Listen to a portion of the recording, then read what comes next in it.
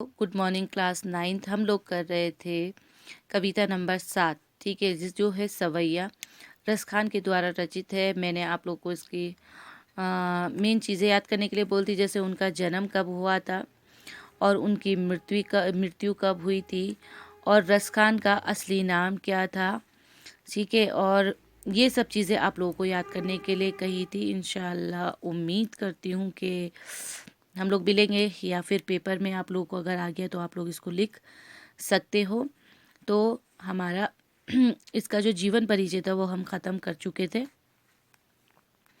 ठीक है, इसमें इनकी जन्म की डेट थी 1548 और इनकी मृत्यु की डेट थी 1628 के लगभग इनकी मृत्यु मानी जाती है। रसखान का असली नाम था सैयद इब्राहिम। ठीक, और क्या कहते हैं, सुजान रसखान और प्रेम वाटिका उनकी उपलब्ध कृतियाँ हैं जो हमें किताबें मिलती है। और इन दोनों किताबों को मिक्स करने के बाद रसखान रचनावली के नाम से इसको प्रकाशित किया गया, या फिर संग्रह में ये इस नाम से मिलती है। अब हम इसका पहला सवैया जो है, जो रसखान सा जी ने लिखा है, उसको आज हमने एक्सप्लेन करना है और आपको बताना है। देखो, पहला आपका सवैया है और ये इम्पॉर्टेंट भी है, एग्ज़ाम में ज़्यादातर दिया जाता है। तो आप लोग इसको अपनी कॉपी पे भी लिखेंगे, इसके मीनिंग को, ठीक है ना, क्योंकि ज़्यादातर आता है सप्रसंग व्याख्या कीजिए। तो आपको इसको लिखना है। मानुष हो तो वही रसखानी, बसो ब्रिज गोकुल गांव के ग्वारन। जो पशु हो तो कहाँ बस मेरो, चरो नित नंद की धेनु मझारन। पाहन हो तो वही गिरी को जो, कियो हरि छत्र पुरंदर धारण। जो खग हो तो बसेरो करो, मिली कालिंदी कुल कुल कादम्ब की डारन। देखिए, प्रसंग में इसमें दिया जाएगा प्रस्तुत पंक्तियां या प्रस्तुत सवैया। हमारी पाठ्य पुस्तक नवभारती, हमारी किताब का नाम नवभारती है ना, तो प्रस्तुत सवैया हमारी नवभारती पाठ्य पुस्तक से संकलित सवैया कविता से लिया गया है, क्योंकि हमारी कविता का नाम भी सवैया है और इसके रसखान की रचना को भी सवैया ही कहा जाता है, इसलिए लिया गया है।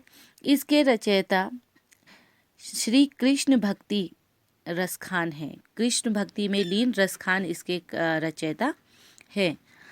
अब इसके बाद हम इसकी व्याख्या करेंगे क्या?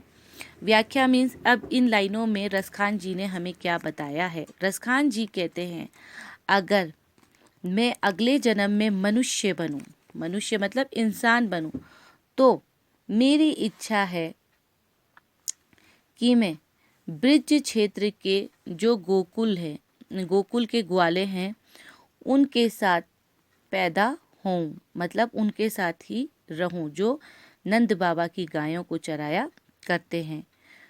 और फिर बोल रहे हैं, अगर मैं इंसान ना बनूं और पशु बनूं, अगर मुझे पशु बनने का जन्म मिला तो मैं नंद बाबा की गाय में ही एक गाय बनना चाहता हूँ। जो नंद बाबा की गाय हैं, उन्हीं की गायों में से मैं भी एक गाय बनना चाहता हूँ। और अगर मैं पशु भी नहीं बना, मैं बना कोई पत्थर, अगर मुझे पत्थर का जन्म मिला तो मैं उस गोवर्धन पर्वत का पत्थर बनना चाहता हूँ, जिसको श्री कृष्ण ने इंद्र का अभिमान तोड़ने के लिए एक छत्र के समान धारण कर लिया था। अगर मुझे पत्थर बनना है तो मैं उस गोवर्धन पर्वत का पत्थर बनना चाहता हूँ, जिसको श्री कृष्ण ने एक छाते की तरह ओढ़ लिया था या फिर उठा लिया था। और अगर मैं पत्थर भी ना बनूं, मैं पक्षी बनूं, अगर मैं पक्षी बनूं तो मैं यमुना के किनारे जो कादम्ब की डारी है, उसमें अपना बसेरा करना चाहता हूँ। मतलब ये है कि किसी भी हालत में रसखान जी ब्रिज जो क्षेत्र है उसको छोड़ना नहीं चाहते हैं। वो अपने अगले जन्म में कोई भी रूप वो भले ले ले, भले वो मनुष्य का ले, पशु का ले, पत्थर का ले या फिर पक्षी का ले, लेकिन वो ब्रिज के अंदर ही रहना चाहते हैं, मतलब ब्रिज भूमि में ही जन्म लेना चाहते हैं और कोई भी रूप उनको मिले अगले जन्म में वो ब्रिज में ही रहना चाहते हैं, ब्रिज भूमि को त्यागना नहीं चाहते। अच्छा, ये आप लोग का इम्पोर्टेंट भी है, आप लोग इसको अच्छे से याद करेंगे और इसको अपनी कॉपी पे लिख भी लेंगे। आज का होमवर्क आपका यही रहेगा। घर पे रहिए, सेफ रहिए और क्लास 9th वाले कोई कॉपी नहीं भेज रहे हैं तो संडे आप लोगों का दिन है, प्लीज़ संडे को आप लोग अपनी कॉपियाँ सबमिट कीजिए। ओके, खुदा हाफिज़।